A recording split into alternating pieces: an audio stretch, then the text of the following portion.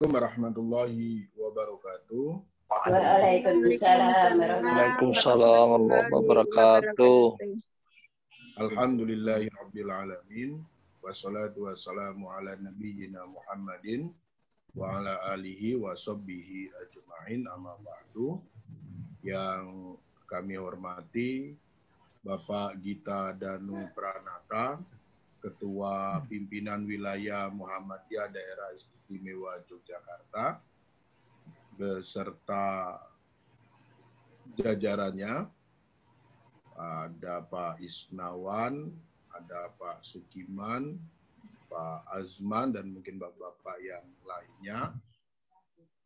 Majelis Lembaga Tingkat Wilayah, Pimpinan Wilayah Aisyah, Pimpinan Daerah Muhammadiyah Aisyah, tingkat Pimpinan Cabang Muhammadiyah Aisyah hingga tingkat ranting, Ortom, Organisasi Otonom, Bapak Ibu, Jamaah Pengajian Konsolidasi Muhammadiyah Daerah Istimewa Yogyakarta yang setiap bulan kita laksanakan. Pada malam hari ini kita akan mengambil tema tentang menyambut bulan suci Ramadan, persiapan bulan suci Ramadan pada masa pandemi dan bagaimana dengan protokol kesehatan. Nah, yang akan menjadi pembicara kita pada malam hari ini adalah Ustadz Dr. Ahmad Mutakin Alim, SPAN ESDM. Ya mungkin begitulah, gelarnya terlalu panjang. Spesialis anestesi, gitu. Wakil Ketua Muhammadiyah COVID-19 Common Center, Pimpinan Pusat Muhammadiyah, yang akan pada malam ini nanti akan memberikan pencerahan kepada kita semua. Sebelum pengajian ini kita mulai, mari kita buka dulu dengan bersama-sama melafazkan basmalah. Bismillahirrahmanirrahim. Bapak Ibu sekalian, selanjutnya pengantar dari Ketua Pimpinan Wilayah Muhammadiyah Daerah Istimewa Yogyakarta kepada Bapak Gita Danu Pranata, kami persilakan. Assalamualaikum warahmatullahi wabarakatuh. Bismillahirrahmanirrahim. Alhamdulillahirabbil alamin. Asyhadu an la ilaha illallah wa asyhadu anna Muhammadan abduhu wa rasuluhu la nabiyya ba'dah. Ustadz Dr. Ahmad Mutakin Alim sebagai pemateri yang akan sama-sama kita dengarkan pencerahannya. Bapak-bapak pimpinan wilayah Muhammadiyah, ibu-ibu pimpinan wilayah Aisyah, Bapak Ibu dari Majelis Lembaga, Pimpinan Wilayah Muhammadiyah, Pimpinan Wilayah Aisyah, Bapak-bapak Pimpinan Daerah Muhammadiyah, Ibu-ibu Pimpinan Daerah Aisyah, Pimpinan Cabang, Pimpinan Ranting Muhammadiyah Aisyah, beserta Ortom dan semua yang dapat bergabung dalam acara konsolidasi organisasi Pimpinan Wilayah Muhammadiyah Daerah Istimewa Yogyakarta. Alhamdulillah pada malam hari ini DWM bersama Ortom dapat melaksanakan kembali acara konsolidasi organisasi menyambut bulan Ramadan yang insya Allah kita akan sama-sama untuk memasuki bulan Ramadan pada 1442 Hijriah pada besok hari Selasa tanggal 13 April 2021, dan semoga Allah memberikan kesempatan kepada kita untuk melaksanakan amalan-amalan Ramadan. Kita ketahui bersama tahun ini pandemi COVID masih berlangsung. Kalau tahun kemarin di awal-awal pandemi, pola yang kita hadapi, cara-cara untuk menghadapi pandemi COVID masih semuanya mengalami kebingungan. Saya kira setahun sudah semakin paham, semakin mengerti tentang bahaya pandemi pada satu sisi, tapi juga cara-cara untuk mencegah terjadinya penyebaran COVID-19 juga sudah ada protokol dan petunjuk yang diberikan oleh ahlinya. Dalam perspektif fikih, dalam perspektif agama, Prof. Samsul Anwar dalam pengajian pimpinan Pusat Muhammadiyah juga sudah disampaikan secara jelas, yang YouTube-nya juga bisa kita ulang-ulang menjadi pencerahan kita semuanya, yang saya kira kita sudah tidak meragukan lagi kapasitas Prof. Samsul dalam memahami agama dan memberikan tuntunan buat kita untuk melaksanakan tata cara beribadah. Kalau masih punya perspektif sendiri itu ya yang besok kita usulkan menjadi penggantinya Prof. Samsul selaku Ketua Majelis Tarjih. Kalau masih suka bikin tafsiran sendiri. Nah, pada malam hari ini juga ada mu'alim yang luar biasa, memang juga alumni mu'alimin, yang juga punya perspektif yang luar biasa dalam aspek medisnya. Kalau juga masih meragukan kapasitas Dr. Ahmad Mutakin Alim dalam perspektif keagamaannya dan dalam perspektif medisnya, itu ya sungguh terlalu. Walaupun memang sampai sekarang pun cerita-cerita lucu terkait menghadapi pandemi ini terus saja masih ada, bahkan mungkin kalau di kampung-kampung ada cerita-cerita lucu yang sampai sekarang juga masih terjadi. Harapan kami dengan pengajian pimpinan pusat oleh Prof. Samsul Anwar, kemudian PWM menyelenggarakan konsolidasi organisasi beserta Ortom yang mengambil tema pelaksanaan Ramadan di masa pandemi dalam perspektif medis yang disampaikan oleh orang yang sangat kompeten dalam dua aspek, yaitu dalam perspektif agama dan medis, mestinya sudah clear. Kita sudah bisa melaksanakan dengan sebaik-baiknya, kita sudah bisa menjalankan amalan Ramadan dengan sebenar-benarnya, tidak abai tapi juga tidak lebay. Dan mari kita bersama-sama simak untuk menjadi bekal kita, dan karena partisipan peserta malam hari ini adalah kader-kader militan dari Persyarikatan, nanti bisa melanjutkan kepada jamaahnya masing-masing sehingga satu Muhammadiyah, satu respon. Assalamualaikum warahmatullahi wabarakatuh. Waalaikumsalam warahmatullahi wabarakatuh. Terima kasih Pak Gita yang telah memberikan pengantar. Beberapa bulan yang lalu tadi disampaikan oleh Pak Gita, kita sudah mengundang Prof. Samsul Anwar berbicara bagaimana Muhammadiyah dalam konteks nilai-nilai keagamaan, aturan keagamaan itu menyikapi. Prof. Samsul sudah menjelaskan dengan sangat gamblang pada pengajian itu.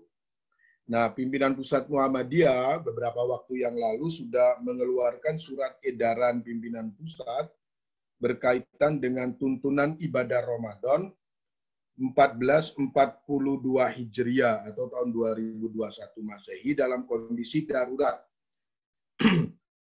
Pimpinan pusat Muhammadiyah masih menganggap bahwa kondisi kita ini masih dalam kondisi darurat COVID-19, darurat wabah COVID-19.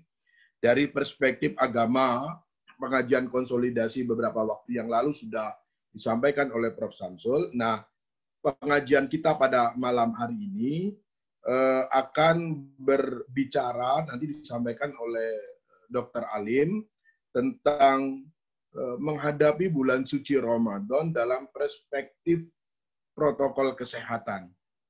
Di tuntunan atau di surat edaran pimpinan pusat Muhammadiyah, ayat, hadisnya, usul fiknya itu sudah tertera beberapa hal berkaitan juga dengan protokol, tetapi mungkin nanti Dr. Alim akan lebih menjabarkan dalam konteks protokol kesehatan bagaimana Ramadan kita ini agar tetap bisa berjalan hikmat, khusyuk, tetapi juga kita bisa menjaga kesehatan kita ketika kita diuji oleh Allah Subhanahu wa Ta'ala dalam kondisi wabah COVID-19 ini.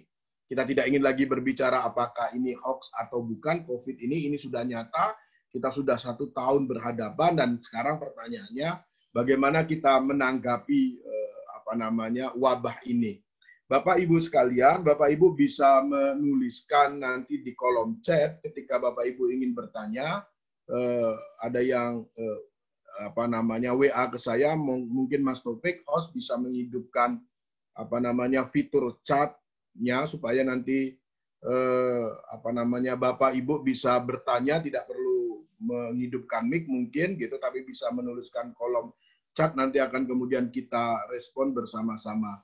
Nah, kepada Dr. Ahmad Mutakin Alim, spesialis anestesi, untuk bisa memberikan pencerahannya, monggo 30 menit, 45 menit ke depan, gitu. Nanti setelah itu kita berdialog dengan jamaah bagaimana protokol kesehatan, bagaimana yang lainnya.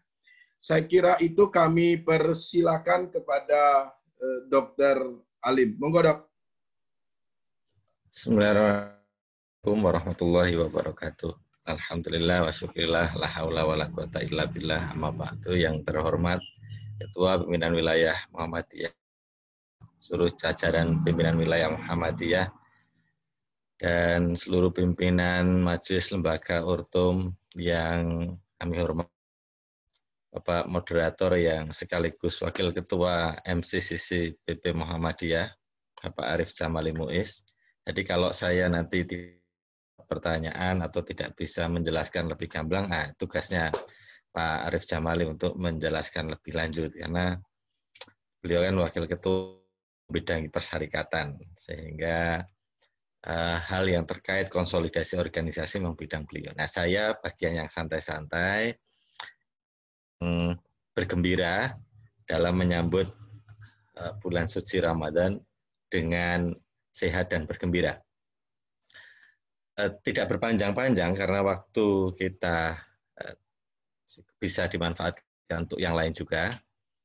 Beberapa hal yang ingin saya sampaikan, dan mungkin nanti ada sedikit pertanyaan atau tanya jawab, silahkan. Seperti pengajian kalau saya pengajian itu agak kurang pas, meskipun tadi moderator memanggil saya Ustadz, ya agak kurang pas sebetulnya, saya bukan Ustadz. Di pengajian yang lalu, saat itu saya diminta untuk tips and trick bagaimana menghadapi kehidupan sehari-hari, menghadapi pandemi ini, dan bagaimana isolasi mandiri itu, bagaimana menjaga sistem imun, dan lain-lain. Karena saya salah satu orang yang pernah kena COVID, jadi sebutannya LC, ya, lulusan COVID. Gitu.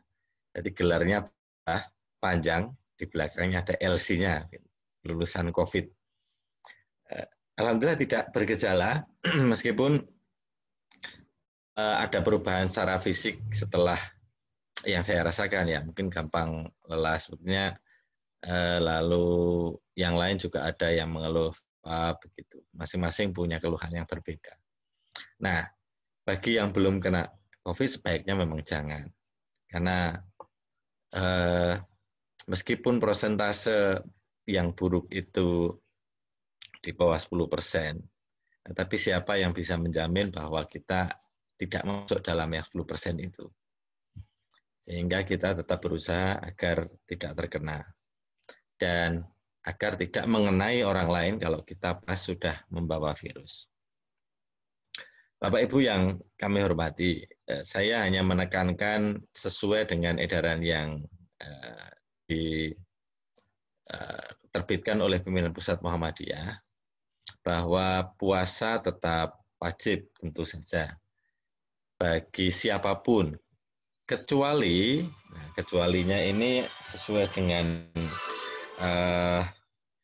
syariat, sesuai dengan nas, yang kecuali orang-orang tertentu, termasuk di dalamnya orang yang sakit. Baik yang sakit pada umumnya maupun spesifik pasien COVID-19. Meskipun yang agak menarik, meskipun orang yang COVID-19 dengan OTG, ini bagi saya cukup menarik. Muhammadiyah sangat berhati-hati untuk menjaga agar yang OTG pun tidak jatuh kepada, sehingga yang OTG diputuskan untuk mendapatkan rukhsah. Secara kesehatan memang pada awal perubahan pola hidup, apapun itu, termasuk pola perubahan makan, pola perubahan tidur, perubahan aktivitas, itu tubuh biasanya menyesuaikan diri. Nah, saat proses menyesuaikan diri itu, kadang butuhkan energi lebih. Energi yang digunakan untuk penyesuaian diri tadi yang saya sebutkan. Maka energi yang digunakan untuk sistem imun bisa berkurang. Meskipun pada banyak kajian orang yang melakukan puasa itu katanya, tetapi saat perubahan awal-awal puasa sampai tengah-tengah puasa itu tubuh akan melakukan penyesuaian diri. Nah, saat penyesuaian diri ini perlu ekstra perhatian agar imun tidak dengan mendadak. Maka sebetulnya baik dilaksanakan puasa-puasa, ini pendapat pribadi saya, baik dilaksanakan puasa-puasa Ramadan untuk mempersiapkan diri menghadapi Ramadan. Puasa sunnah, puasa yang dilakukan sebelum Ramadan bisa dilakukan untuk mempersiapkan tubuh menjalani puasa di bulan Ramadan. Kemudian yang disebutkan di dalam edaran pimpinan pusat Muhammadiyah untuk menjaga kekebalan tubuh itu dilakukan aktivitas yang baik, kemudian menjaga agar tidak tertular COVID-19. Dan bila mana perlu, pada kasus-kasus tertentu, pada orang-orang tertentu dengan pekerjaan yang risiko menurunkan imun atau risiko tertular, itu bisa meninggalkan puasa dengan menggantinya di lain waktu. Demikian. Tentu saja saya tidak punya kapasitas untuk mensyarah putusan tarjih ini, penjelasan. Saya hanya menjelaskan aspek medisnya saja. Bahwa misalnya saya full bekerja di ruang isolasi, menggunakan APD lengkap selama sekian jam. Misalnya saya kemarin habis operasi pasien positif, saya harus 4 jam tuh menggunakan baju astronot, begitu rupa. Dan setelah itu memang hausnya luar biasa ya. Karena satu stres, yang kedua tidak dapat asupan apa-apa selama beberapa jam itu, bisa dan lain-lain. Dengan kalau stres itu saraf simpatisnya meningkat, maka lebih cepat, lebih bisa, apalagi di ruang ber-AC, di ruang operasi makin banyak. Artinya pengeluaran cairan bisa lebih banyak. Nah, rupanya ini menjadi pertimbangan penting bagi putusan tarjih untuk orang-orang yang berisiko berisiko tertular COVID-19 karena pekerjaan, itu bisa menghentikan puasa Ramadan itu dengan puasa setelah Ramadan. Itu yang menjadi perhatian saya. Tenaga kesehatan apresiatif terhadap ini, karena teman-teman yang merujuk pasien, kadang tuh merujuk pasien pagi, pernah saya merujuk pasien, kemudian perawat itu dari jam 1 siang merujuk, koordinasinya agak lambat, kemudian di rumah menunggu lama, mempersiapkan ruang isolasi dan lain-lain, itu jam duhur ya, seingat saya, sampai jam 7 malam. Itu demikian. Sekarang sih sudah tidak banyak yang begitu, tapi pernah ada kejadian demikian. Maka ini berisiko, satu, terpapar, yang kedua imun drop, dehidrasi dan kecapean serta stres. Apalagi merujuk pasien itu otomatis bukan pasien biasa. Merujuk pasien adalah pasien-pasien yang butuh pengawasan ekstra, pasien yang kritis, pasien yang butuh ventilator misalnya, itu menjaganya akan ketat. menit by menit itu sangat bermakna saat kondisi kritis begitu, sehingga stresnya sangat besar. Nah, saya membaca edaran ini dengan yang Muhammadiyah ini progresif sekali. Ini fikih yang menurut saya, ya ini pendapat pribadi ya, mohon maaf, progresif sekali, memberikan kesempatan kepada pihak-pihak yang memang sebetulnya tidak uzur, puasa pun bisa, tetapi mencegah rupanya menjadi perhatian penting. Demikian juga mengenai pencegahan terhadap penularan. Fikih-fikih yang semacam ini adalah fikih pencegahan terhadap darurat, menggunakan hadisnya yang tentang kedaruratan itu, baik kedaruratan yang sedang terjadi atau yang ini penting untuk menjadi perhatian. Yang aspek kesehatan yang lain terkait dengan Ramadan adalah vaksin. Banyak pertanyaan yang diberikan ke saya pribadi maupun ke teman-teman MCCC. Apakah vaksin itu membatalkan puasa? Lalu MCCC menanyakan ke Tarsih, dan Tarsih menjelaskan bahwa vaksinasi yang diberikan melalui suntikan itu boleh dilakukan saat berpuasa dan tidak membatalkan puasa. Karena vaksin itu tidak melalui mulut, satu, tidak melalui rongga tubuh seperti hidung, kemudian yang berikutnya bukan merupakan fasilitas, zat, atau apapun yang memuaskan hasrat untuk makan, minum, dan mengenyangkan atau menambah energi. Adapun yang membatalkan puasa, aktivitas yang makan, minum, dan seperti syariat puasa pada umumnya. Sekalipun rasa yang dimakan itu tidak enak, tetap membatalkan. Nah, sementara vaksin ini tidak membatalkan puasa. Fikih kehati-hatian ini saya lihat juga ketika Tarsih memutuskan atau memberikan panduan agar masyarakat di sekitar tempat tinggal yang ada penularan COVID-nya, itu sholat jamaah, baik fardu maupun sunnah, kemudian berkumpul beraktivitas di masjid, itu dikurangi atau dicegah dulu sampai dengan kondisinya aman. Ini secara teologis ternyata di lampiran penjelasan itu ada cukup banyak panjang yang dijelaskan oleh Majelis Tarsih. Saya kira itu justru malah bagian yang hadisnya itu banyak, jadi penjelasannya berlapis-lapis.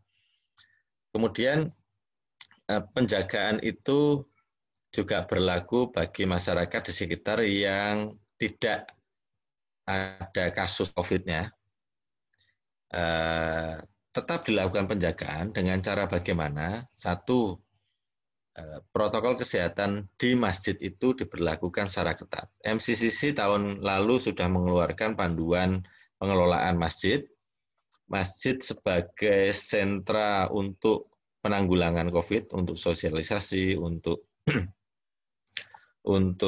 penjelasan mengenai COVID, lalu untuk edukasi dan lain-lain.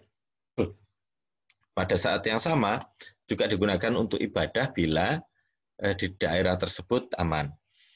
Dulu kita tahun lalu itu memang menjaga betul agar dilakukan di sana, karena kita belum melihat pola yang seperti sekarang ya.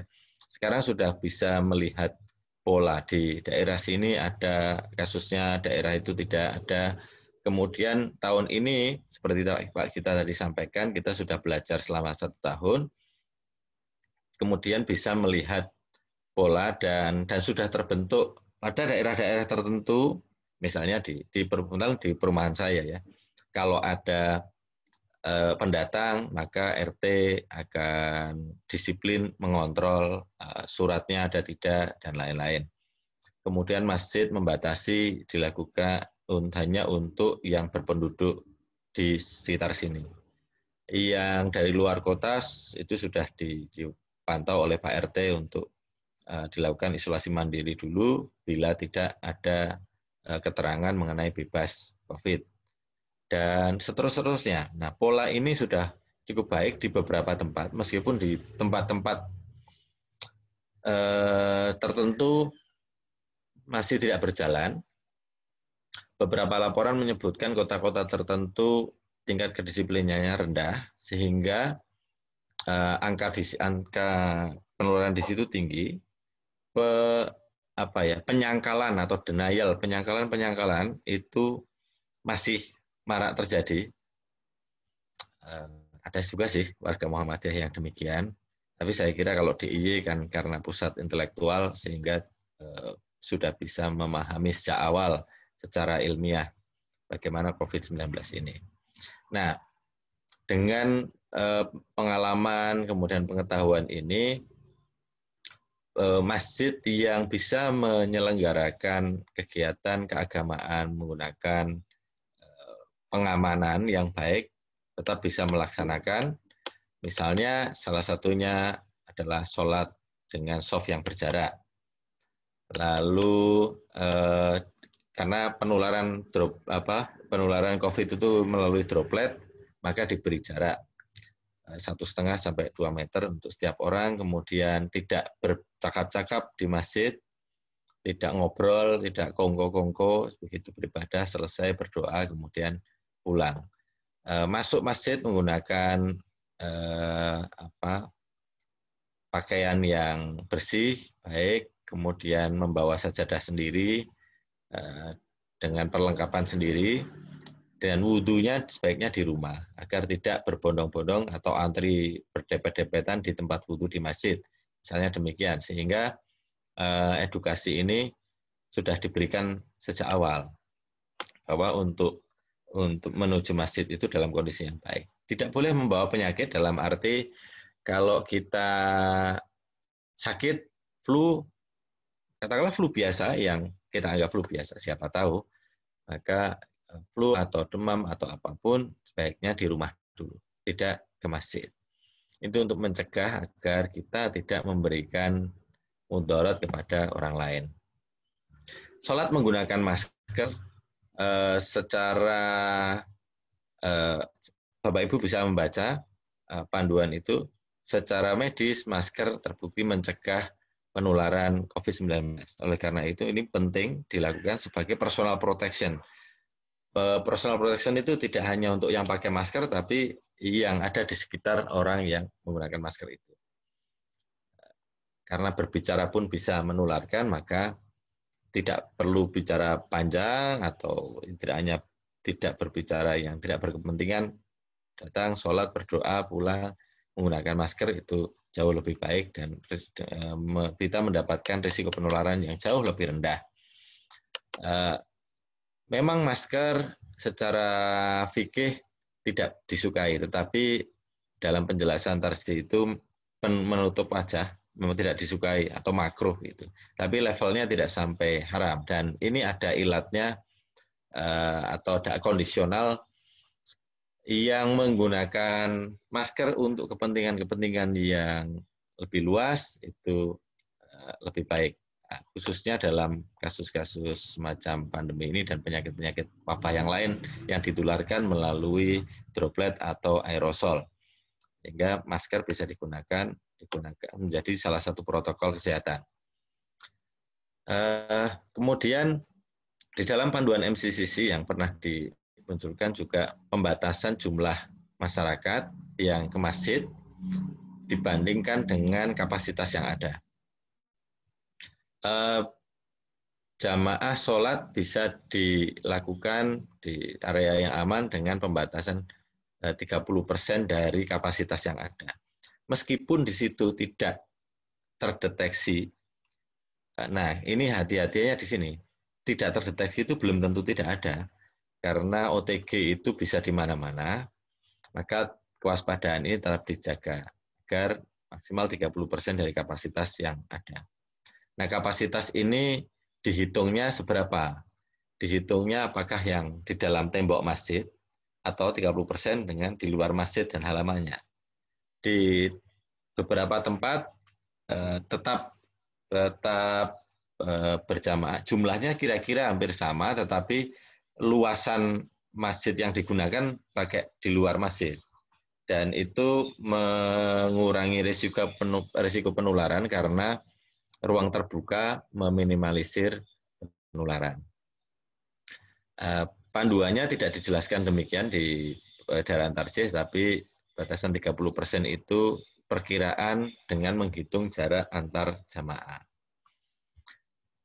Kemudian untuk mencegah lagi, yang ini fikih pencegahan ya, anak-anak, lansia, orang sakit sebaiknya yang punya komorbid sebaiknya tidak ke masjid untuk menjaga agar kalau tertular maka karena bisa lebih berat. Memang angka kesakitan dan angka kematian paling tinggi adalah lansia, kemudian yang punya komorbid tertinggi masih hipertensi, diabetes, jantung, paru-paru. Obesitas juga demikian. Kemudian lansia tanpa komorbid juga masuk dalam risiko yang cukup tinggi. Maka kemarin menjadi prioritas vaksin adalah lansia.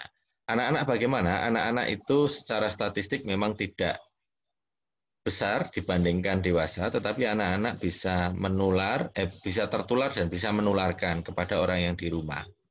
Kemudian anak-anak yang sulit untuk dikendalikan saat kita melakukan sholat, misal lari ke sana kemari, nah ini yang berisiko. Kemudian teriak-teriak, main-main dengan temannya. Kalau pakai masker ya bisa jadi tukar-menukar masker dengan temannya. Gitu. Maskermu kok bagus gitu. Tukeran misalnya, itu bisa berisiko menularkan.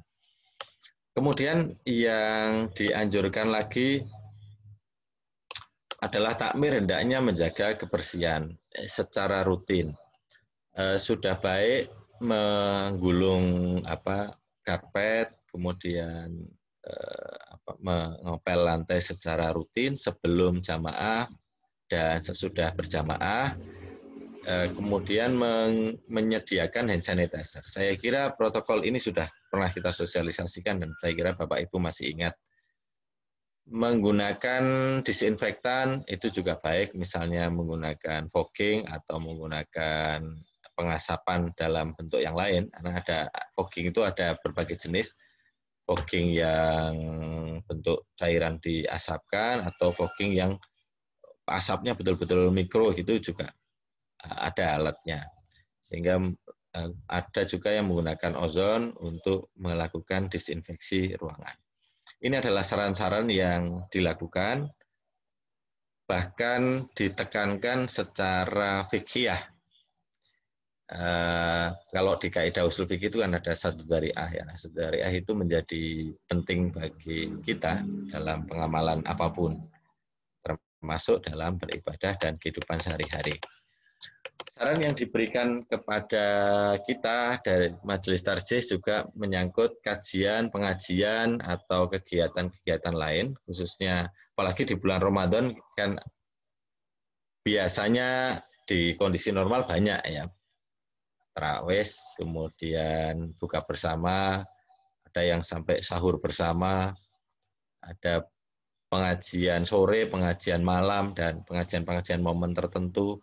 Itu ada. Nah, ini kajian dan pengajian beriringan dengan kegiatan sholat berjamaah seperti kuliah subuh atau tarawih atau maghrib, itu bisa dilakukan dengan memperpendek waktu. Memperpendek waktu artinya memperkecil risiko orang berinteraksi dan mengembangbiakkan virus. Ini yang perlu kita cegah sehingga itu bisa diatur. Dan kita sudah pernah melakukan ini, pengalaman yang baik. Ya. Buka bersama, takjilan, atau tadarus berjamaah yang melibatkan banyak orang, ini tidak dianjurkan. Karena memperbesar risiko penularan. Takbir Idul Fitri diutamakan untuk di rumah masing-masing. Ini karena takbiran itu berisiko mengumpulkan banyak orang ya. Kalau tradisi kita takbiran keliling begitu otomatis akan berdesak-desakan, berkumpul, itu masih belum. Harapannya kalau sudah herd immunity sudah terbangun baik, angka kesakitan yang masuk rumah sakit yang berat itu sudah sangat minim, angka kematian sangat minim, ya kita bisa melaksanakan ini lagi. Kegiatan CR anak-anak, kemudian pengajian seperti lomba-lomba itu juga tidak dianjurkan. Mungkin bisa dilakukan secara daring, secara inovatif. Kita perlu kreatif dalam membuat. Nah, Bapak Ibu semua hal yang tadi saya sampaikan itu bisa dibaca di penjelasan beri maklumat dan penjelasan Majelis Tarjih yang dikeluarkan oleh Muhammadiyah. Yang perlu saya tambahkan di sini adalah beberapa tips ringan yang tidak merepotkan dalam pelaksanaan biar puasa tapi tetap olahraga, itu bagaimana caranya. Ini beberapa tips ringan yang ingin saya sampaikan. Yang pertama, lakukan puasa-puasa sunnah tadi sudah saya sampaikan sebelum Ramadan. Sudah ada latihan dulu sebelum Ramadan. Bagi Bapak Ibu yang Senin Kemisnya jalan, itu insya Allah tidak ada masalah ketika masuk bulan Ramadan. Apalagi yang puasa Daud, sudah terbiasa puasa, insya Allah tidak ada perubahan yang signifikan. Bagi yang tidak pernah puasa sunnah seperti saya, nah ini beralih dari kehidupan siang ke kehidupan malam, ini menjadi perlu penambahan tips-tips atau ekstra usaha. Yang pertama, setelah puasa pra-Ramadan, kita membiasakan latihan sahur. Misalnya kalau memang bangunnya subuh, ya habis subuh ngemil dulu sebentar. Nah, semakin lama semakin agak pagi, bangun sebelum subuh ngemil, itu semacam latihan sahur. Agar tidak kaget kalau kita tiba-tiba tidak pernah makan sahur, kemudian bangun langsung makan, itu gangguan perut bisa terjadi. Maka kadang-kadang memang orang yang berpuasa, yang tidak pernah puasa, tiba-tiba puasa itu awal-awal, hari awal itu mengalami gangguan pencernaan. Karena ini sedang melakukan penyesuaian diri. Yang punya sakit mah, ini bisa kumat mendadak dan bisa terganggu puasanya. Sehingga latihan semacam itu yang ringan bisa dilakukan. Kemudian sekarang bagi yang tidak puasa secara rutin, ya latihan minum dengan terpola. Minum dengan terpola itu misalnya, ya ini memang tidak ilmiah, tetapi maksudnya bukan berdasarkan penelitian, tetapi rasionalisasi ilmiah. Kalau kita biasa minumnya di pola, kemudian pekerjaan kita juga di pola dengan baik, maka tubuh itu bisa menyesuaikan diri dengan siklus atau pola tadi itu.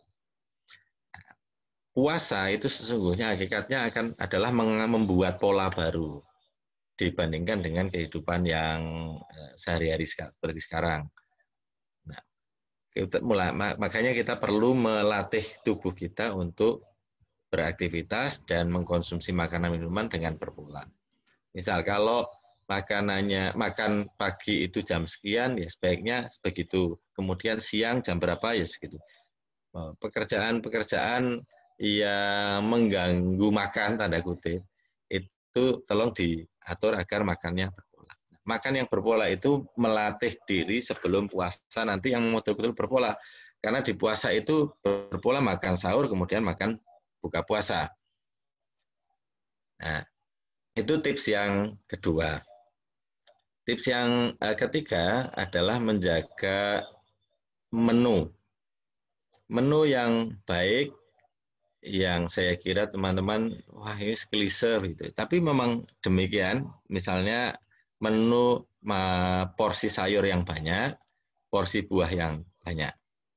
Itu bisa menjaga energi lebih panjang.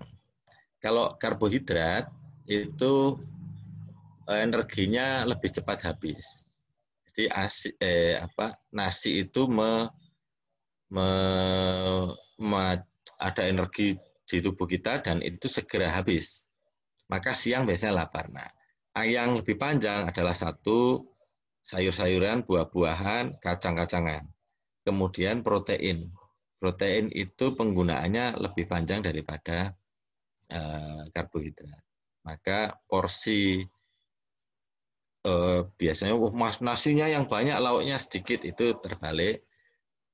Nasi yang secukupnya, kemudian lauknya agak ditambahi banyak, kemudian sayurnya perbanyak. Ini akan membuat tubuh mendapatkan asupan nutrisi yang bervariasi lebih banyak daripada sekedar nasi dan lauk yang penting kenyang. Itu hanya mendapatkan energi sesaat, tapi jangka panjangnya lemas. Kemudian untuk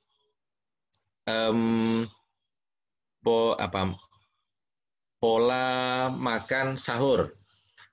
Begitu bangun, kemudian persiapan makan sahur, sebaiknya makan yang mudah dicerna dulu untuk pemanasan dari pencernaan kita. Setelah itu baru makan yang besar.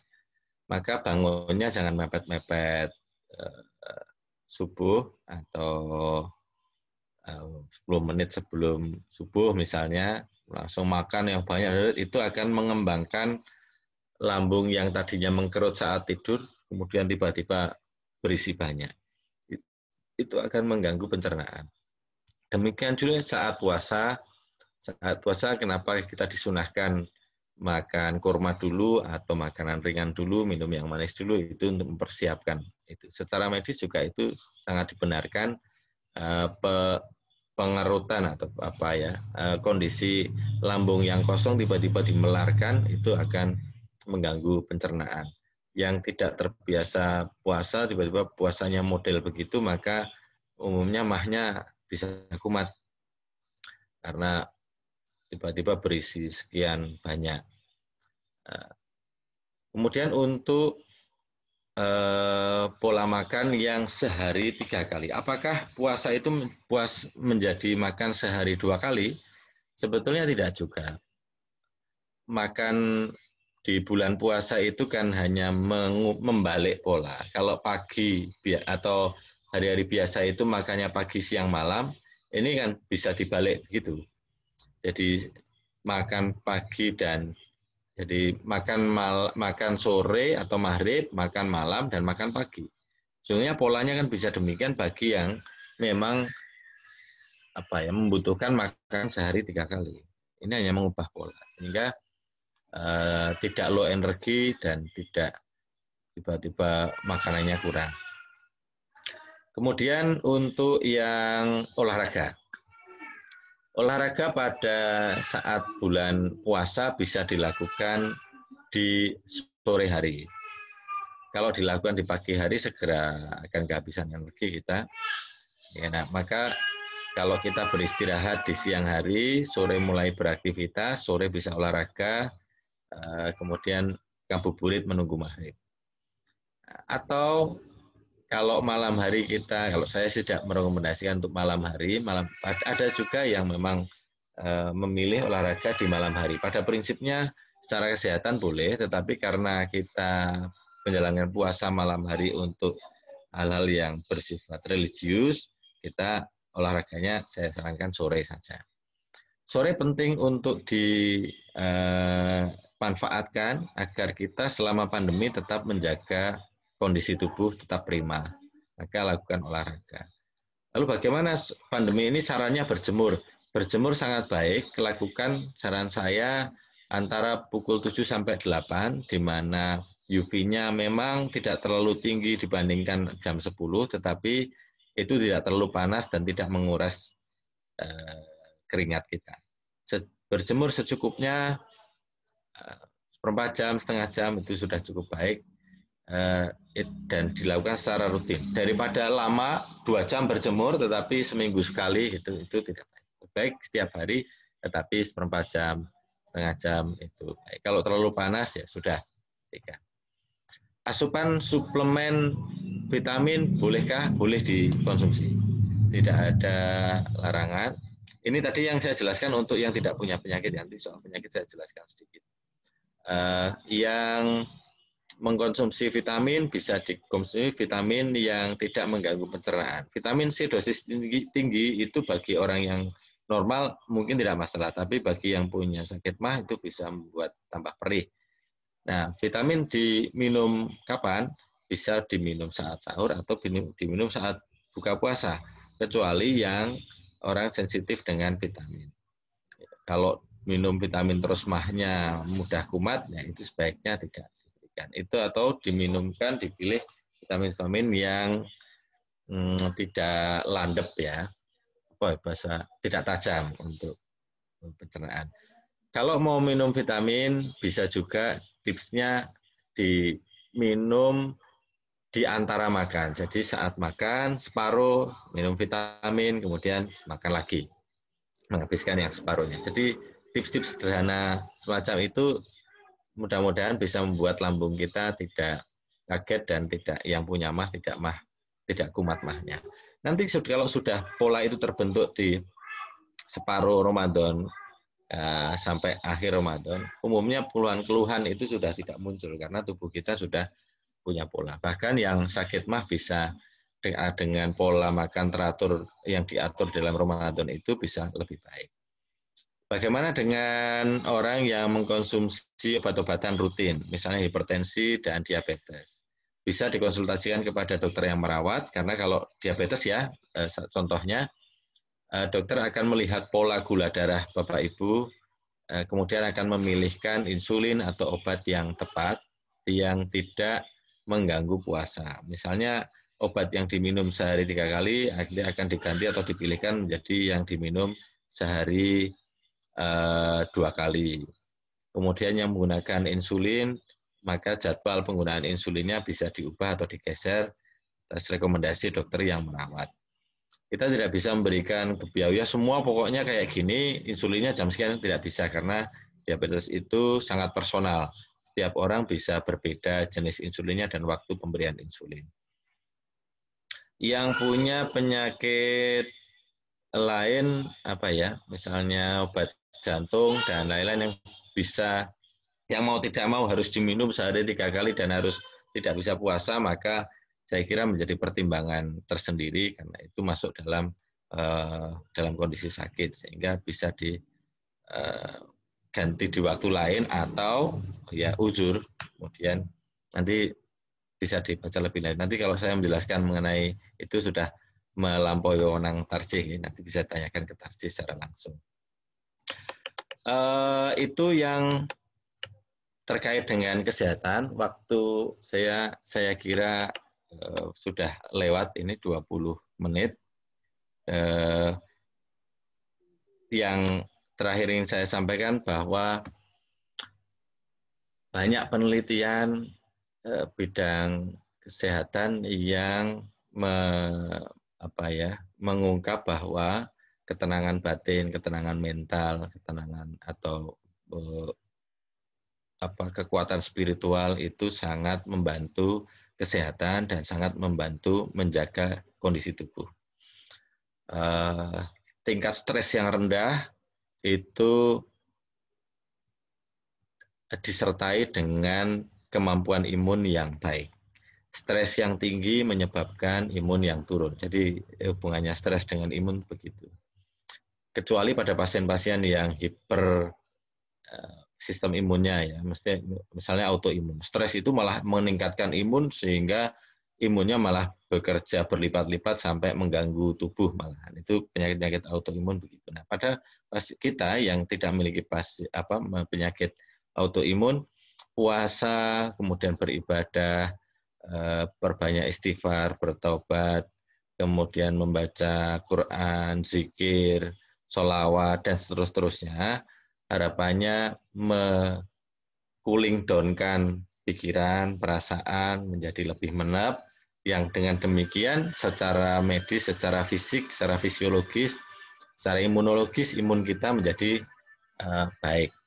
Ditambah dengan pola makan yang baik, bergizi, olahraga yang teratur, insya Allah menjadi lebih baik. Nah, justru dengan Ramadan, tubuh kita menjadi lebih baik daripada saat di luar Ramadan.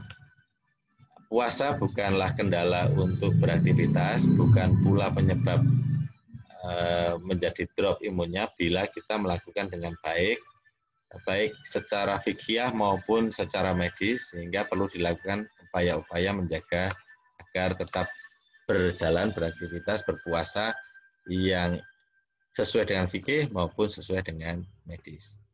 Demikian beberapa penjelasan, saya kira juga bukan penjelasan, informasi dan tips and trick dari saya. Sekian, kami kembalikan kepada moderator Pak Arif Jamali. Assalamualaikum warahmatullahi wabarakatuh. Waalaikumsalam warahmatullahi wabarakatuh. Terima kasih Dr. Alim yang sudah memberikan penjelasan, pencerahan dari lengkap ini, dari putusan Tarj, bagaimana putusan Tarj diterjemahkan dalam konteks kesehatan, bagaimana beribadah di masjid, harus selalu menggunakan masker, protokol kesehatan, apa yang harus dilakukan.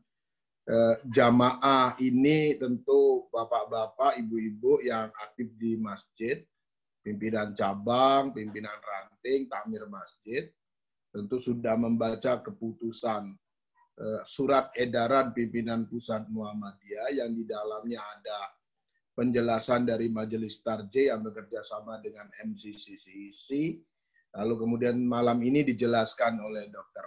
Alim, sampai tips-tips kesehatan yang disampaikan tadi oleh Dr. Alim. Jadi lengkap, baik secara organisatoris kita dalam mengelola Ramadan bisa kita laksanakan sesuai dengan keputusan organisasi, maupun untuk kepentingan pribadi kita, untuk menjaga kesehatan kita, agar puasa kita, Ramadan kita, bisa kita jalankan, istilah Dr. Alim tadi, dengan sehat dan bergembira.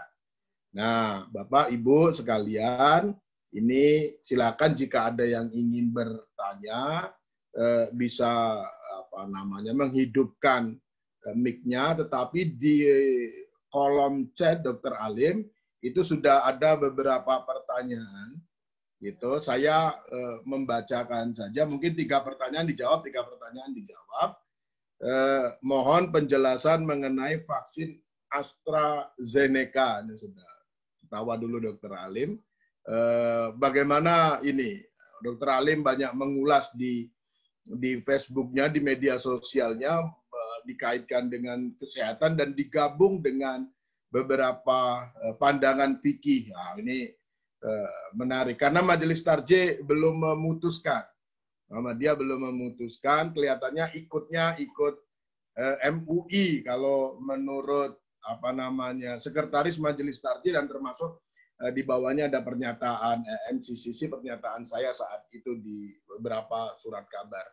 Nah, yang kedua, Dr. Alim pertanyaannya, mohon penjelasan bagi yang pernah tertular COVID dan sembuh, apakah bisa tertular lagi dan punya daya penangkal berapa bulan? Yang terakhir, Dr. Alim, sebelum nanti pertanyaan yang berikutnya, biar 3 dulu aja. Assalamualaikum, Dok. Jadi berapa gram volume ideal nasinya, sayur, buah, protein untuk orang dewasa? Nah, kalau nanti Dr. Alim membuat berapa banyak itu bisa buka usaha catering untuk makan selama Ramadan. Dr. Alim, 3 pertanyaan itu dari vaksin gitu, lalu kalian sudah pernah terpapar maupun ini tadi berapa idealnya nasi, sayur dan sebagainya. Monggo, Dok. Baik, terima kasih. Ini AstraZeneca ini agak menarik. Saya menyampaikan ini saja ceritanya, kemudian kalau putusan Muhammadiyahnya atau sikap Muhammadiyah seperti apa itu kan kita menunggu Majelis Tarj ini. Saya juga menunggu, meskipun nada-nadanya memang mengikuti MUI. Jadi begini, dalam membuat vaksin itu ada yang menggunakan virus yang dilemahkan. Virus yang dilemahkan ini dikembangbiakkan di dalam sel tertentu, gitu ya, di sel tertentu. Agar virus itu dikembangbiakkan di dalam sel, kemudian diperbanyak. Nah, sel itu ditempelkan di semacam meja. Tapi ini bicara mikrobiologi. Ini dunia mikroskopik ya, nempel di situ. Kemudian dia akan memperbanyak diri. Nah, untuk melepaskan tadi sel-sel itu agar bisa digunakan, melepaskan sel itu dari mejanya atau platnya tadi, digunakanlah zat kimiawi namanya tripsin, enzim. Nah, enzim yang saat ini memang banyak digunakan atau sering digunakan adalah enzim yang memang unsurnya dari babi. Itu digunakan untuk melepaskan sel yang ada di plat tadi untuk lepas agar ini kemudian ini di virusnya berkembang, kemudian virus itu dilemahkan lalu nanti menjadi vaksin. Tetapi produk akhir vaksinnya yang di dalam botol itu sudah tidak ada tripsinnya, sudah melalui proses pencucian, melalui proses pembersihan atau pemisahan. Jadi di produk akhir itu sudah tidak menggunakan, tidak ada lagi tripsinnya. Nah, yang menjadi perdebatan dalam persoalan fikihnya adalah apakah vaksin itu halal atau haram karena pernah bersentuhan dengan tripsin dari babi. Kalau sependek pengetahuan saya, kalau madhab Syafi'i, kalau pernah bersentuhan dengan barang najis, maka itu nilainya dianggap sebagai ya najis, haram. Tetapi madhab yang lain bisa berbeda. Ya kan, demikian. Karena kias, meskipun setahu saya tidak ada nas yang mengatakan bahwa babi itu najis, tapi itu dikiaskan dengan anjing sehingga najis lah. Kalau najis berarti ini barang haram. Kalau yang menggunakan pendapat bahwa yang produk akhir itu sudah tidak ada barang najisnya, maka dianggap ya sudah, itu sudah bersih, kemudian sudah melalui pencucian sekian kali di lab, kemudian itu sudah tidak ada barang najis. Nah, perdebatannya kan menjadi di situ. Saya bukan ahli fikih sehingga hanya bisa menggambarkan umum. Mungkin Ustadz di sini bisa menjelaskan perbedaan pandangan fikih mengenai yang tadi halal haram atau najis tidaknya barang tersebut. Nah, kalau MUI Jatim itu lalu membuat karena menurut faktanya bahwa vaksin yang produk akhir vaksin itu sudah tidak ada barang najisnya, ya sudah itu halal dan thayyib misalnya kayak gitu. Beberapa otoritas ulama di dunia ada yang mengikuti yang begitu, jadi tetap halal dan thayyib, Tapi MUI tidak, karena MUI mensyaratkan prosesnya harus sama sekali bersih dari unsur yang mengandung barang najis atau barang haram. Nah, perbedaan pendapatnya kan di situ. Bagaimana pendapat Muhammadiyah? Nah, kita tunggu putusan dari Majelis Tarjih. Nah, singkatnya cerita demikian, dan perdebatan ini akan terus berlangsung selama teknologi vaksinnya membutuhkan tripsin babi. Misalnya dulu kasus Ajinomoto, sorry ya menyebut merek, Prof. Umar Anggoro Jeni menyatakan memang itu tidak haram karena sudah tidak ada. Tetapi Prof. Mursidi mengatakan ya haram karena bersentuhan. Ya sama-sama, tapi pola berpikirnya sama, perdebatan yang dulu dan sekarang itu karena teknologinya sama. Nah, itu ya. Kemudian diskusi yang lain terkait kondisi darurat. Karena MUI itu memutuskan bahwa ini haram tapi boleh digunakan karena darurat. Nah, ketika lalu diskusinya menjadi daruratnya yang seperti apa yang diperbolehkan. Nah, ini saya kira diskusi lebih lanjut beserta ustadz-ustadz yang ada di sini dan ustadz Majelis Tarjih. Itu pertanyaan pertama, saya kira demikian. Saya hanya menggambarkan secara umum. Begitu ya, Pak Arif Jamaling. Kemudian kemudian yang kedua, apa tadi nggih? Bisa tertular lagi Kak kalau sudah pernah terpapar. Yang kalau sudah pernah bisa tertular lagi. Dengan risiko menularkan yang waktunya secara teoretik lebih pendek. Jadi gini, kalau pernah tertular, misalnya sistem imun tubuh kita sudah terbentuk, maka kalau ada paparan kedua, tubuh itu langsung merespon saat itu juga. Jadi virus bisa dihabisi dalam waktu lebih pendek. Teorinya demikian. Kalau belum pernah sama sekali, maka respon sistem imun itu akan terbentuk, antibodinya terbentuk seminggu kira-kira. Jadi dalam waktu seminggu itu banyak yang bisa terjadi. Bisa memberat, bisa nggak apa-apa, bisa menularkan dalam waktu seminggu. Tapi kalau infeksi yang kedua, secara teoretik dia waktu untuk menularkan jadi lebih pendek. Meskipun masih bisa tertular dan menularkan. Jadi tetap menggunakan masker, jaga jarak, protokol kesehatan itu tetap. Nah itulah yang digunakan vaksin. Maksudnya vaksin itu adalah virusnya dimasukkan agar terbentuk antibodi, dan kalau ada serangan virus yang sebenarnya bukan virus yang dilemah, virus sebenarnya, nah tubuh itu sudah merespon saat hari itu juga, tidak harus menunggu seminggu, sehingga tubuh bisa melawan lebih cepat, melawan lebih sigap, tentaranya itu sudah bekerja duluan, tidak menunggu seminggu. Nah, itu mengurangi risiko beratnya gejala. Bukan antivirus, bukan, tetapi mencegah agar tubuh itu tidak bergejala. Pertanyaan yang kedua demikian, sehingga tetap melakukan protokol kesehatan ya. Berapa bulan? Nah, masing-masing orang bisa berbeda. Munculnya pun beda. Kalau divaksin itu munculnya ada yang sebulan, ada yang 3 minggu, ada yang 2 minggu. Itu muncul antibodinya bisa berbeda tergantung kondisi tubuh kita. Kemudian berapa bulan bertahan? Kalau secara teoretik ada 2 antibodi yang muncul ya. Yaitu satu IgM namanya, yang kedua IgG. Di pengajian yang lalu pernah saya jelaskan. Nah, IgM itu singkat, hanya mungkin 1 bulan, 2 bulan. Sementara kalau IgG ini masih dalam penelitian, karena IgG itu biasanya bertahannya bisa lama sekali. Pada kasus tertentu bisa hitungannya tahun. Tapi ini yang IgG prediksinya bisa 6 bulan, kira-kira ya rata-rata. Itu pun tergantung pada kondisi tubuh kita. Setiap orang bisa berbeda. Maka yang sudah vaksin, kalau punya rezeki lebih ya sebaiknya tes antibodinya sudah seberapa munculnya, itu bisa dites. Dan kapan dites lagi antibodinya masih atau tidak. Kalau mau ideal sih demikian.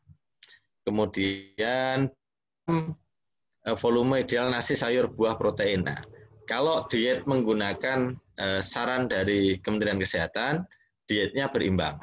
Diet seimbang itu diet lengkap dan seimbang. Artinya tidak dominan ininya, tidak dominan itu, semuanya seimbang. Kemudian gram-gramannya seperti apa? Gram-gramannya tergantung kepada kebutuhan kalori tubuh kita. Hitungan dasarnya menggunakan kalori dulu, baru protein, baru dihitung lemak. Yang lain mikronutrien seperti vitamin, mineral itu dihitung belakangan. Nah, sekarang kita perlu menghitung berapa kebutuhan kalori kita dalam sehari. Kebutuhan kalori tergantung kepada 1 usia, 2 jenis kelamin, 3 aktivitas. Orang dengan kondisi fisik tertentu, misalnya obesitas, itu bisa jadi malah butuh kalori yang lebih, karena berat badannya besar, dia butuh tenaga untuk menopang berat badan menjadi. Yang kedua, pekerjaan berat, pekerjaan menggunakan aktivitas fisik, itu berbeda dengan pekerjaan yang tidak terlalu menggunakan aktivitas fisik. Pekerjaan yang stressful berbeda dengan orang dengan pekerjaan yang santai. Nah, kebutuhan kalori itu masing-masing bisa berbeda, maka dihitung. Tapi rata-rata katakan 1000 kilokalori itu berarti porsinya sekian gram. Itu saya kira Bapak Ibu bisa menghitung. Ada banyak kalkulator, aplikasi kalkulator di Google itu juga ada untuk menghitung kebutuhan kalori. Karena ini pengajian umum dan bukan konsultasi pribadi masing-masing, maka jawabannya begitu. Tapi kalau saya berat badan sekian, pekerjaan ini, jenis kelamin ini, aktivitas sehari-hari begini, kebutuhan kalori saya berapa, Dok? Oh, itu dihitung sekian. Nah, baru kebutuhan kalori itu dipenuhi dengan nasi sekian gram, protein sekian gram, lemak sekian gram, sayur, buah dilengkapi, susu sekian. Nah, jawabannya menjadi begitu. Sebaiknya Bapak Ibu agak aware dengan yang seperti ini sebelum puasa, sehingga kita bisa menghitung puasa sebaiknya saya memenuhi kalori sekian dan kebutuhan cairan sekian. Nah, gitu kira-kira jawaban umumnya. Ya. Demikian, Pak Rifki. Ya, makasih Dr. Alim. Lebih lanjut silakan datang ke PKU Muhammadiyah untuk berkonsultasi tentang berapa gramnya tadi itu. Yang pertanyaan berikutnya, Dok, ini ada kalau buka itu langsung makan nasi, tapi sampai sekarang tapi tidak ada keluhan apa-apa, bagaimana kebiasaan itu mengganggu kesehatan atau tidak dari Ibu Siti Qoyim. Itu yang pertama. Yang kedua, izin bertanya dari Ibu Sri Martuti. Pada waktu tarawih dengan prokes, antara lain dengan jaga jarak di musola, muat 30 jamaah dengan jarak berarti hanya bisa kurang lebih 15 jamaah. Kemudian yang 5 jamaah mengikuti tarawih sesi kedua. Itu bagaimana, Dok? Ya, yang ini bagaimana dengan pola tidur yang baik selama Ramadan, Dr. Alim? 3 itu dulu. Nah, nanti masih ada beberapa pertanyaan yang perlu dijawab. Ini banyak ini pertanyaannya. Nanti kita batasi sampai paling maksimal jam 9:30. Gitu. Monggo, Dr. Ali. Dr. Ali. Baik. Begini, kesehatan itu tidak ada rumus matematikanya. Pola umum ada, tetapi rumus matematika pasti begini, pasti begitu tidak ada. Maka bagi orang yang terbiasa pola makan tertentu atau habis sahur buka puasa langsung blenggo gitu kalau bahasa Jawa nih, begitu bleng langsung sego, bila tidak ada keluhan ya itu mungkin oke-oke saja. Ini adalah warning untuk yang perutnya sensitif, yang bisa juga mengalami gangguan kalau kaget ya, perutnya kaget. Pada hari-hari akhir puasa biasanya sudah tidak ada keluhan yang begitu. Awal-awal puasa itu yang agak sering ada keluhan. Tapi bagi yang tidak ada keluhan ya alhamdulillah tidak ada. Saya kira tidak ada masalah dengan demikian, tetapi baiknya kalau sesuai dengan sunnah kan makan yang ringan, misalnya kurma, minum, kemudian sholat, baru itu memberikan kesempatan pencernaan yang tidur itu untuk bangun dulu sebelum beraktivitas yang berat, makan berat. Saya kira itu. Kemudian tadi soal pembagian shift-shiftan terawih, secara prinsip yang Muhammadiyah saja kemarin Jumatan 2 shift aja bisa dilakukan. Apalagi terawih yang memang waktunya lebih longgar, saya pikir tidak ada masalah secara fikih ya. Nah, sekarang tinggal secara protokol kesehatan pengaturannya. Setelah jamaah yang shift pertama selesai, bagaimana pembersihannya atau disinfeksi untuk sebelum shift kedua. Itu yang kemarin juga saat jamaah Jumat 2 shift itu saran saya ya dipel dulu lah. Misalnya kayak gitu, itu perlu diperhatikan. Kemudian pergantian shift agar tidak bergerombol. Sebenarnya prinsip dasarnya kan sama. Tidak bergerombol, menjaga kebersihan, disinfektan. Itu saya kira teknis yang bisa diatur oleh takmir ya. Ya, saya kira begitu. Kemudian pola tidur, Dok. Yang ketiga. Pola tidur, ya. Pola tidur selama Ramadan. Pola tidur itu begini, tubuh itu ada namanya jam biologis, siklus sirkadian, apapun namanya istilahnya. Tubuh itu punya pola-pola yang itu kalau dilakukan dalam jangka waktu tertentu itu akan terbentuk. Nah, perubahan pola secara mendadak itu bisa mengganggu. Tetapi kalau perubahan itu dilakukan secara gradual, pelan-pelan, tidak akan mengganggu. Apapun itu, mau makan, mau tidur, mau bekerja, yang tidak pernah bekerja berat, tiba-tiba harus suruh bekerja berat, ya neglect. Yang biasanya tidurnya lama, tiba-tiba suruh, nah itu penyesuaian akan ada gangguan-gangguan dulu. Sampai ada ketemu tubuh menyesuaikan diri. Nah, pola tidur itu berbeda di setiap usia, di setiap kondisi fisik dan psikologis. Ini variasinya banyak sekali. Kalau berdasarkan usia misalnya begini, semakin bertambah usia, kebutuhan tidur itu semakin berkurang.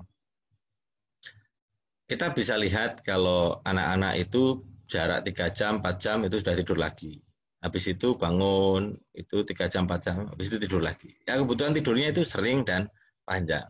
Sementara pada usia lanjut, geriatri, usia 60 ke atas, itu jam 3, jam 2 sudah bangun dan tidak bisa tidur lagi. Itu pola yang biasa. Ini berdasarkan pada usia.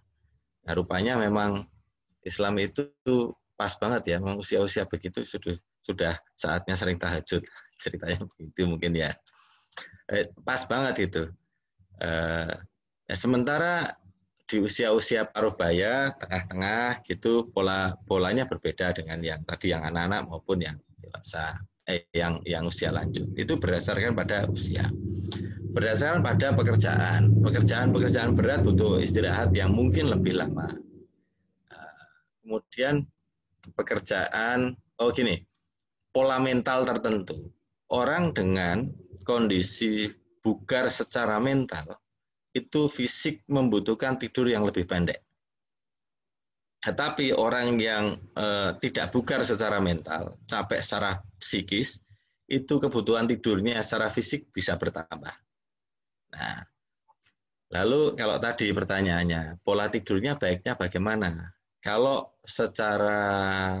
kita berjalan baik di Ramadan, kemudian mental kita baik, kemudian pola makan kita baik, stresnya tidak tinggi, stresnya rendah, kemudian beban-beban fisik itu ringan, kebutuhan tidur kita bisa memendek. Artinya ruang untuk beribadah di malam hari itu sesungguhnya secara biologis bisa dilaksanakan. Karena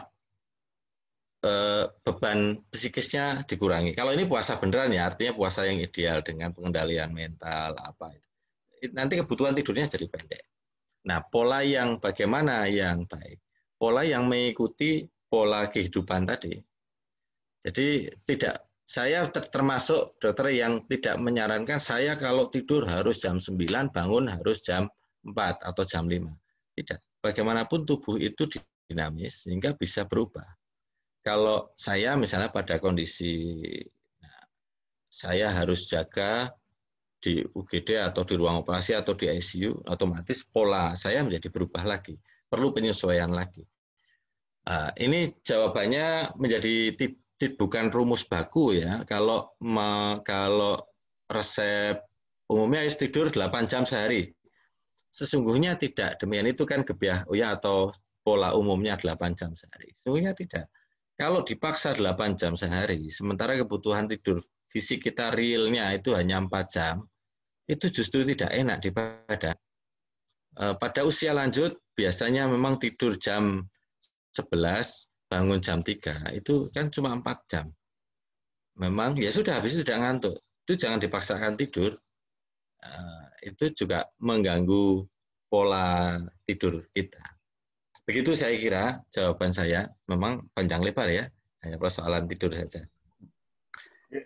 Oke, Pak Dokter Alim, ini kalau diteruskan bisa konsultasi kesehatan yang panjang, tapi nggak apa-apa, bagus pengajian kayak gini. Ini ada pertanyaan lagi, pertama dari Bapak atau Ibu ini, Bu ya, Mujirah. Ini menarik ini. Bagaimana mengatur gizi tapi dana tipis. Nah ini, mohon pencerahannya. Itu yang pertama. Yang kedua, nah ini juga menarik ini, Dok, dan perlu penjelasan dari Pak Nur Hartanto. Kenapa lebaran kita itu tidak boleh pulang kampung, nggak boleh mudik, padahal sudah pada divaksin dan tetap menjaga protokol 3M. Kok tetap dilarang mudik, tidak boleh kemudian mudik. Nah, yang ketiga, ini juga Pak Dr. Alim sering membahas di beberapa tulisan tentang efektivitas kalau sudah divaksin. Mungkin efikasi itu ya. Kalau ada Sinovac itu 68%, Astra itu berapa 70-an persen. Nah, itu bagaimana efektivitas itu yang dimaksud dengan vaksin. Saya tuntaskan saja, setelah itu mungkin kita cukupkan pertanyaannya Bapak Ibu. Nanti kalau suatu waktu kita undang lagi Dr. Alim khusus tentang konsultasi kesehatan. Nah, bagaimana puasa itu bisa menurunkan daya tahan tubuh, bagaimana biar kuat di masa pandemi ini, Dok. Nah, yang terakhir, Dok. Ayah saya usia 78 tahun, selama ini merasakan nyeri saraf tulang. Untuk mengatasi itu dari dokter dikasih obat anti nyeri. Dan ayah saya jadi tergantung pada obat itu sudah lama. Bagaimana agar ayah saya tidak merasakan nyeri lagi? Apa bisa dengan terapi gitu, alami gitu, herbal? Saya kira itu ya, bagaimana tadi vaksin di bulan Ramadan itu sudah dijelaskan oleh Dr. Alim tadi tidak apa-apa walaupun jadwal vaksinnya di bulan Ramadan. Itu Dr. Alim beberapa hal yang mungkin juga bisa dibaca di ini chat itu tadi. Pertama, gizi tapi dana tipis. Nah, monggo, Dok. Ya, terima kasih. Ini menarik ya. Saya baru terpikir, apakah memang makanan sehat itu harus mahal? Setelah dihitung itu kan sebetulnya ya tidak. Makanan yang misalnya begini, makan nasi, sayur, kemudian kalau di Jogja itu ini beli ya, bukan belanja terus masak sendiri, beli nasi, sayur, minum, lauk itu 10.000. Saya kira kalau masak lebih murah dari itu. Itu sudah cukup. Tinggal variasinya saja. Misalnya sayur, itu variasinya kalau untuk masak sehari dibikin berbagai macam variasi. Ada bayam, ada kangkung, pokcoy, wortel. Itu kan sudah bervariasi. Saya kira makan begitu sudah cukup bergizi. Kemudian jumlahnya sesuai dengan kebutuhan kita.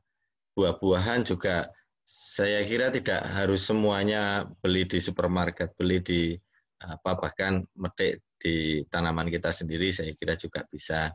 Itu bisa lebih murah dan yang bergizi tidak mesti harus mahal. Saya kira jawaban saya singkat begitu ya. Yeah. Kemudian yang kedua, Dok, tentang pulang kampung tidak boleh, tapi padahal sudah divaksin dan sudah menjaga protokol kesehatan, iya. Kenapa tetap tidak boleh? Saya membacanya begini, karena itu kan maklumat pemerintah, tapi saya membacanya begini. Pertama,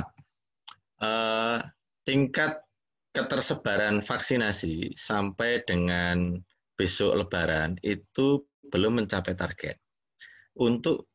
Jadi vaksin itu perjuangan bersama. Vaksin itu bukan hanya urusan pribadi.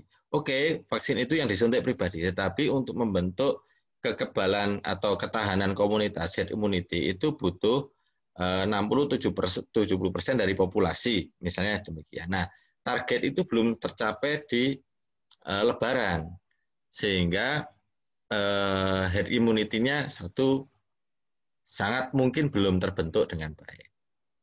Personal immunity-nya mungkin bisa, tetapi herd immunity, imunitas masyarakatnya itu belum terbentuk sesuai dengan target.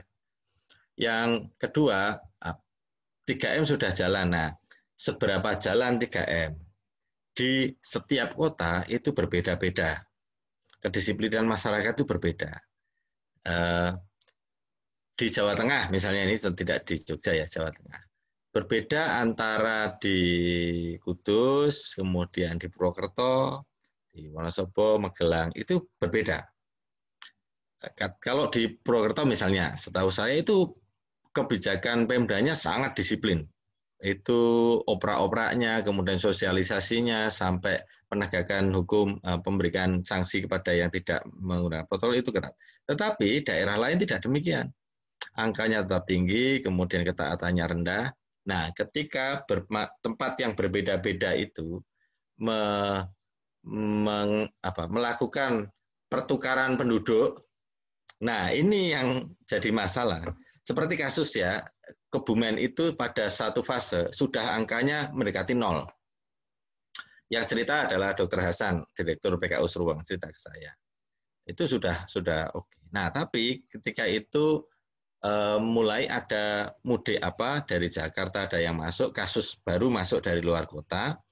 Nah, angkanya di Kebumen jadi naik dan naik. Nah, pengalaman itu yang dalam pembacaan saya mengajarkan kepada kita bahwa mudik, kemudian mobilisasi masyarakat dalam jumlah besar antar kota itu meningkatkan risiko penularan. Maka sementara ini jangan mudik dulu. Itu penjelasan saya atau tafsir saya terhadap kebijakan pemerintah. Begitu ya. Efektivitas vaksin itu. Efektivitas vaksin atau efikasi vaksin. Jadi efikasi itu hasil kajian dari percobaan yang dilakukan dalam jumlah populasi yang terbatas. Ada yang 60%, ada yang 70%, ada yang macam ya, sekian persen. Artinya kalau 60%, kalau terjemahan gampangnya singkatnya adalah setelah divaksin, risiko untuk mengalami gejala berat itu tinggal 30% ya. Jadi sepertiga dari orang yang belum pernah divaksin. Jadi atau dibalik bahasanya, kalau orang yang belum pernah divaksin, risiko mengalami gejala beratnya itu 3 kali lipat dari orang yang pernah divaksin. Itu. Jadi efektivitasnya begitu. Kalau efikasinya makin tinggi, berarti risiko untuk mengalami gejala berat itu garis perapat. Kalau efeknya makin tinggi, karena tidak mungkin ada vaksin itu 100% tidak pernah ada sepanjang sejarah. Yang 70%, 80%, berarti risikonya tinggal seperapate, misalnya gitu.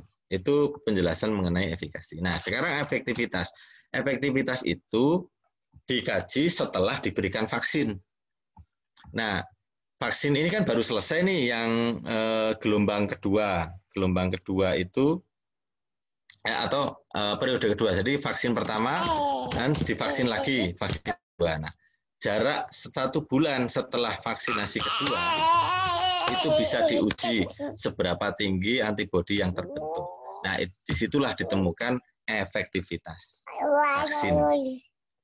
Nah, kira-kira efektivitas dibandingkan dengan apa? Efektivitas dibandingkan dengan harapan tadi, efikasi tadi itu. Efektivitasnya, ternyata antibodinya munculnya tinggi sekali, gitu. Atau dibandingkan dengan target awal. Nah, itu bisa. Atau ini kok antibodinya tidak muncul-muncul ya, misalnya. Itu berarti efektivitas. Demikian membaca efektivitas itu. Yang terakhir, Dok, sebelum nanti kita simpulkan, kita akhiri. Ini yang ayah saya usia 78 yang tergantung nyeri, lalu gimana? Mungkin ada terapi herbal atau alami atau apa? Monggo, Dok. Saya perlu jelaskan soal alami dulu. Apa yang dimaksud dengan alami? Kalau yang disebut sebagai alami itu adalah yang dari alam, apakah ada sesuatu yang dari luar alam? Kan tidak, semuanya kan dari alam. Tinggal yang satu bersentuhan melalui pabrik, melalui laboratorium, ada yang langsung ambil dari pohon, terus diremes, terus jadikan jamu misalnya. Tapi semuanya kan dari alam. Sama alami, tidak ada yang dari luar alam. Saya mau meluruskan soal alami. Kemudian soal apakah obat dokter itu tidak alami? Misalnya saya contohkan, morfin, golongan anti nyeri opioid, itu obat anti nyeri yang kuat, itu dari tumbuhan loh. Tapi memang melalui pabrik, melalui standarisasi pabrik, melalui proses di pabrik atau laboratorium. Tapi itu berbahan dasar opium, itu tumbuhan. Apakah itu mau disebut bukan herbal? Padahal itu resep dokter morfin misalnya. Lalu apakah zat jamu itu tidak mengandung kimia? Saya akan menjelaskan. Nah, misalnya temulawak itu mengandung zat kurkumin. Kurkumin itu kimia loh. Jangan dibilang bahwa kurkumin itu bukan kimia. Maka stigma bahwa obat dokter itu kimia, obat herbal itu tidak kimia, itu tidak tepat. Bedanya hanya yang satu melalui proses sintesis, melalui proses laboratoris, yang satu ya dipetik, kemudian direbus jadi jangan atau jamu. Misalnya gitu, itu ya. Itu penjelasan saya mengenai ilmiah dan herbal. Ini pengen ngaji.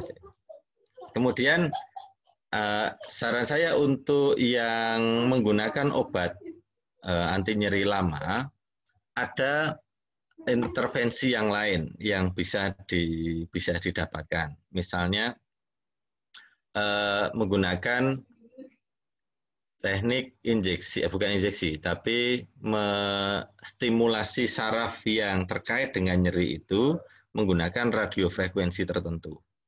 Ini memang tidak banyak, belum banyak ya dokter yang melakukan itu, tapi di Jogja ada yang bisa melakukan stimulasi atau penumpulan rasa nyeri itu menggunakan radiofrekuensi tertentu. Dan itu sifatnya permanen. Kalau pada pasien-pasien dengan nyeri karena kanker biasanya dipakai itu daripada menggunakan obat berkepanjangan, nah itu diinjeksi atau dilakukan intervensi menggunakan itu. Malah bisa berhenti obat. Ini bisa konsultasi ke Sarsito, ada dokter ahli intervensi nyeri.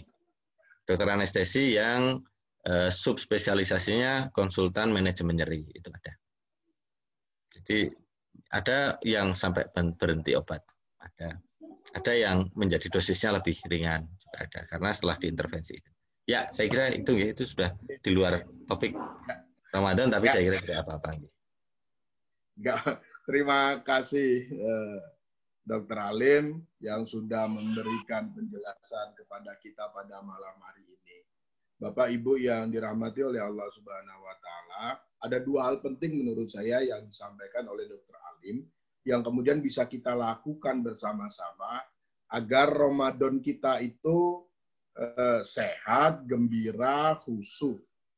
Dari sisi sebagai organisatoris, tentu yang ada di dalam pengajian konsolidasi organisasi ini adalah orang-orang yang aktif di Persyarikatan Muhammadiyah, baik sebagai pengurus maupun sebagai anggota Persyarikatan Muhammadiyah, bisa membaca dan menerapkan protokol kesehatan di tempat ibadah atau dimanapun sesuai dengan keputusan organisasi selama bulan Ramadan dan seterusnya, tentu kalau bisa, agar Ramadan kita ini kemudian menjadi sehat. Ramadan kita ini kemudian menjadi Ramadan yang kemudian secara ibadah itu menerapkan protokol kesehatan. Itu yang pertama. Jadi pimpinan wilayah Muhammadiyah berharap Bapak Ibu yang aktif di takmir masjid, ketika tarawih, ketika melaksanakan berbagai macam kegiatan syiar Ramadan yang dilakukan oleh Persyarikatan Muhammadiyah, bisa menerapkan tuntunan Ramadan yang dikeluarkan oleh pimpinan pusat Muhammadiyah yang tadi dijelaskan secara gamblang oleh Dr. Alim. Yang kedua, gitu, secara personal. Jadi Dr. Alim tadi menyebut ada beberapa secara personal yang bisa dilakukan, berolahraga, misalnya di sore hari berjemur jam 7 sampai jam 8 agar tidak terlalu panas begitu, lalu pola makan, pola tidur dan seterusnya. Itu personal. Nah, kalau dua ini kita lakukan bersama-sama, kita lakukan dengan secara baik, baik sebagai seorang organisatoris Persyarikatan Muhammadiyah, Aisyah, menjalankan maklumat, menjalankan surat edaran. Di sisi lain sebagai pribadi, kita juga menjalankan beberapa masukan-masukan pencerahan yang disampaikan oleh Dr. Alim. Insya Allah Ramadan 1442 Hijriah atau tahun 2021 Masehi dalam kondisi wabah ini itu tetap bisa kita jalankan dengan sebaik-baiknya, dengan Ramadan sehat, Ramadan gembira, dan insya Allah Ramadan kita bertambah khusyuk tahun ini. Saya kira itu pengajian kita pada malam hari ini. Atas nama pimpinan wilayah Muhammadiyah Daerah Istimewa Yogyakarta mengucapkan beribu-ribu terima kasih kepada, kalau tidak mau disebut dengan Ustadz ya Dr. Ahmad Mutaqin Alim, sudah alim banget itu, spesialis anestesi yang sudah menyampaikan banyak hal pada malam hari ini. Sekali lagi atas nama pimpinan wilayah Muhammadiyah mengucapkan beribu-ribu terima kasih. Kami juga mengucapkan terima kasih kepada Bapak Ibu sekalian yang sudah bertahan. Tadi hampir 270-an, tapi sudah beberapa turun sampai 230-an. Kita akan bertemu pada pengajian Ramadan yang insya Allah juga akan dilaksanakan oleh pimpinan wilayah Muhammadiyah. Tunggu saja tanggalnya. Dan pengajian setiap menjelang berbuka puasa secara live, menggunakan Zoom, menggunakan YouTube juga seperti ini yang akan dilaksanakan oleh pimpinan wilayah Muhammadiyah Daerah Istimewa Yogyakarta. Mungkin setelah Ramadan kita akan pertemuan pengajian konsolidasi organisasi lagi pasca Ramadan. Saya kira itu kita akhiri pengajian kita pada malam hari ini dengan bersama-sama melafazkan hamdalah. Alhamdulillahirabbil alamin. Terima kasih. Nasrul minallah. Turun Pak kita. Wabashiril mu'minin. Assalamualaikum warahmatullahi wabarakatuh. Turun. Terima kasih dokter. Alim. Terima kasih dokter.